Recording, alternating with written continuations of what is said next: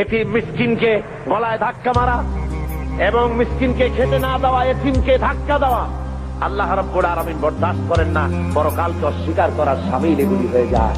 তাই ইসলাম বলেছে গরিব মিসকিনকে ভালো ব্যবহার করো, তাদেরকে খাবার দাও, পড়ার দাও।